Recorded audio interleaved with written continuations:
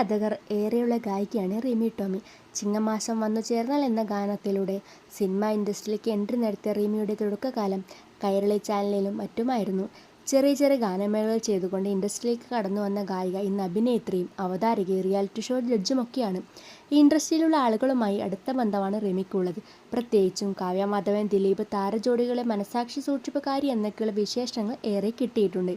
കാവ്യയും ദിലീപുമായി അത്രയും അടുപ്പമുണ്ട് റിമിക്ക്. അന്താരാഷ്ട്ര വേദികളിലെ ഷോകളിൽ പോകുമ്പോഴൊക്കെയും കാവ്യ റിമിയുമായിട്ടാണ് കൂടുതൽ കമ്പനി. അതുകൊണ്ട് തന്നെ ഇവർക്കിടയിൽ സൗഹൃദത്തെക്കുറിച്ച് അത്ര വലിയ വിശദീകരണത്തിന് ആവശ്യമില്ല. പല അഭിമുഖങ്ങളിലും റിമി കാവ്യയെക്കുറിച്ചും കാവ്യ റിമിയെക്കുറിച്ചും സംസാരിച്ചിട്ടുള്ളത് ഏറെ വൈറലായിട്ടുണ്ട്. പല കാര്യങ്ങളിലും ഞങ്ങൾ ഒരേ സ്വഭാവമാണുള്ളത്. അവളും ഞാനുമായുള്ള ബന്ധത്തിന് ആത്മബന്ധവും അല്പം കൂടുതലാണ്. അതുകൊണ്ട് തന്നെ ഇടയ്ക്കിടെ വഴക്കുകളും പതിവാണ്. മീശമാധവനിലെ ചിങ്ങമാസം പാട്ടൊക്കെ പാടും മുമ്പേ തനിക്ക് റിമിയെ അറിയാം എന്ന് കാവ്യ പറഞ്ഞിരുന്നു. കാവ്യ റിമി ബന്ധം ഏവർക്കും അറിയാം. എങ്കിലും റിമിയും മഞ്ജുവുമായി എത്രത്തോളം സൗഹൃദമുണ്ടെന്ന് അധികമാർക്കും അറിയില്ല. ഇക്കഴിഞ്ഞ ദിവസമാണ് താനും മഞ്ജുവും എത്രത്തോളം ബന്ധം വ്യക്തിജീവിതത്തിൽ പാലിച്ചു പോരുന്നുണ്ട് എന്ന് റിമി കാണിക്കുന്നത്.